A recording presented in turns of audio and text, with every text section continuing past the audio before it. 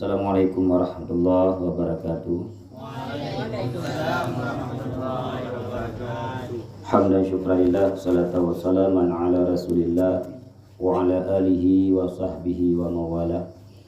Asyhadu an la ilaha illallah wahdahu la syarikalah wa asyhadu anna sayyidana Muhammadan abduhu wa rasuluhu la nabiyya ba'da.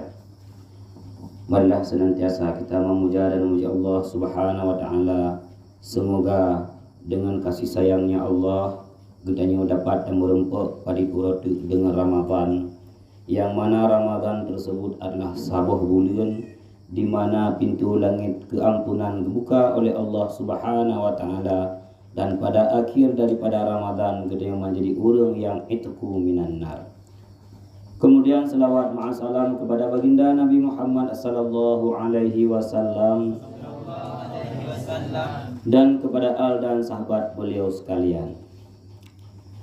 Jadi tentang suatu amalan, tentang salah satu ibadat, sebahagian ahli hikmah mengatakan yahtajul amalu arba'ata asya hatta yaslima.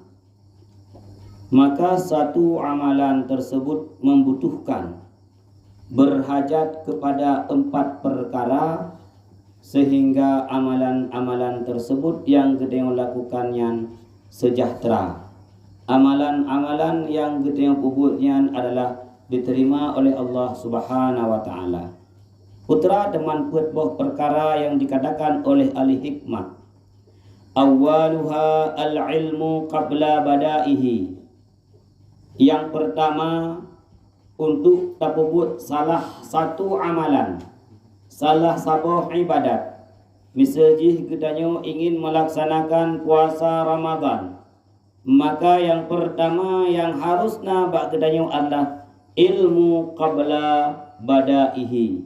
Ruh golom tatamong dalam Ramadan, ruh golom talaksanakan puasa Ramadan, nyan le gedanyo bena ilmiah tentang puasa Ramadan, bena ilmiah tentang bagaimana Ramadan yang betul-betul kita ada puasa, bena ilmiah bagaimana menjaga pahala-pahala puasa tersebut tetap terpelihara, bagaimana puasa yang gedanyo puasa tersebut hana batua bak tengah ra'uh.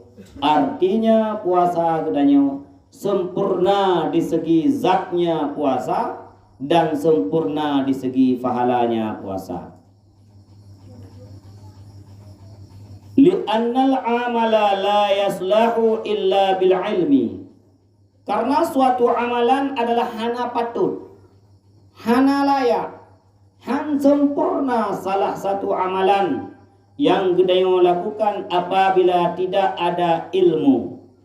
Han sah, han sempurna. Fa idza kana al-amalu bi ghairi ilmin kana ma yafsiduhu aksaru mimma yaslihuhu. Amalan yang kita lakukan apabila tidak ada ilmu, maka keburukan, paset, hana sah, hana diterima oleh Allah, lebih raya daripada kebaikannya. Maka suatu amalan menyana ilmiah lebih berat kerela amalannya daripada kebetul amalannya. Maka benar ilmiah. Itu yang pertama. Kemudian yang kedua, an-niyatu fi mabda'ihi. Tak pubut sabuh amalan benar niat. Niat adalah memperhambakan diri kepada Allah Subhanahu wa taala. Niat adalah untuk tak berbakti diri kepada Allah Subhanahu wa taala.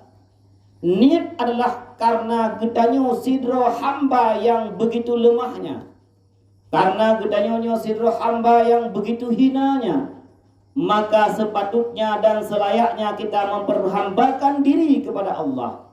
Maka niat untuk tapubut amalan tersebut. Li'annal amala la yaslahu illa binniyati. Amalan yang gede lakukan, ibadah yang gede lakukan, apabila hana niatnya hana patut, hana layak. Sidra orang di puasa Ramadan, tapi pada malam Ramadannya dia tidak berniat, hana diniat untuk puasa singa, maka puasanya tersebut tidak jadi puasa Ramadan, terlepas daripada tuntutan syariat, bahkan payah takada. Maka niatnya penting pada permulaan. Kemudian yang kelima, as-sabru fi wastihi, sabar bak tingguh-tingguh pada saat melaksanakan ibadah. Menyegedanyo dak puasa, tingguh dak puasa daripada tulu'il fajri ila ghurubi syamsi, daripada lihat tamayang subuh, daripada kai damang fajar sadek sampai dengan iluk matahari bak tingguh-tingguhnya benar sabar danyo. Bek mepepep, bek dak pegah cukup berat, bek dah pegah cukup bek dah pegahnya, bek dah pegah je, benar sabar. Sehingga legedanyo dalam melaksanakan suatu ibadah itu sampai dengan selesai. Bek buru-buru, bek gegabah, bek cepat-cepat.